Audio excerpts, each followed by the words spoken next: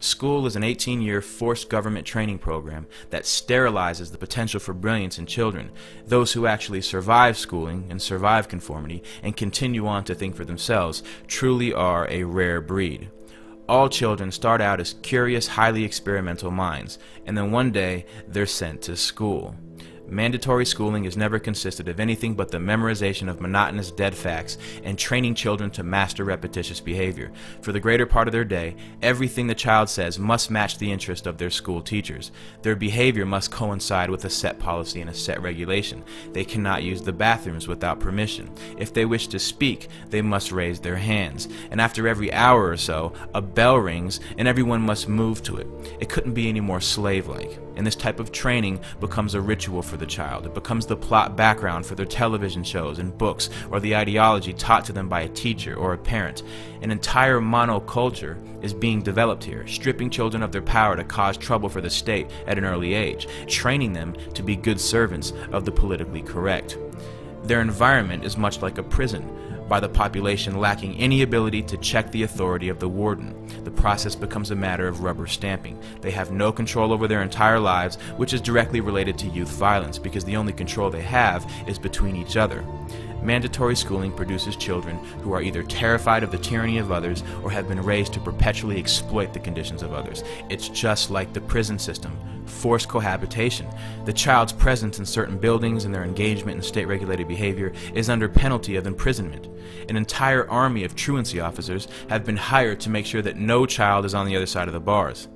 At the end of 18 years of coercive state authority, the child is released into the world. It's like the end of an 18-year prison sentence. Now that you're trained to do as you're told, now you can be free. And the produce of these schools, or this state-controlled manufacturing operation, is a society willing to submit, to obey, and to listen. Forced behavior, which technically amounts to a type of slavery, will only inculcate a mindset of fear and terror. You need to be somewhere at a set time, either at the orders of an authority or a bell. Everyone in one mass shifts to another position or another place to engage in a new activity. They're trained to not only follow instruction, but they're also trained to follow a certain behavior. Rules, regulations, and laws are set for the children.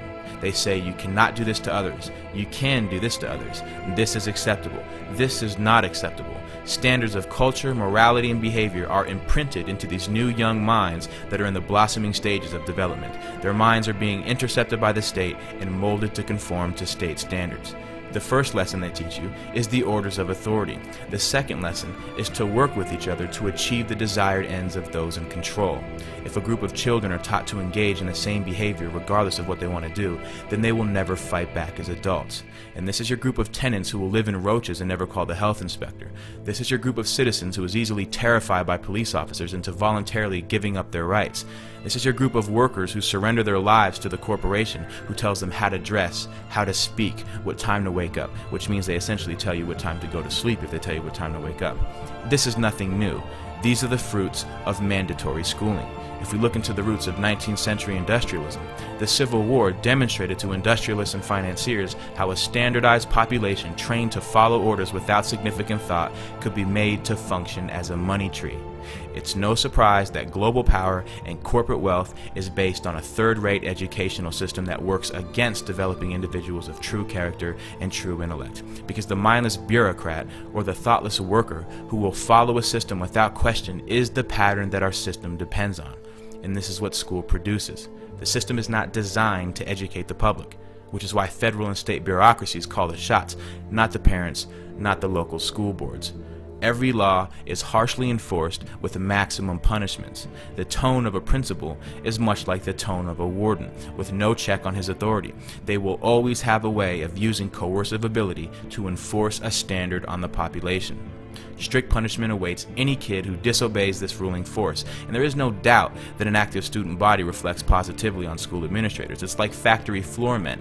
They're fulfilling their quotas to the inspecting superintendent of the local school district. This is the reality of government training. The state doesn't care if children are homeless or on the streets or suffering from malnutrition and hunger, but the second the child fails to appear in school at the scheduled time, like a court date, the police are alerted.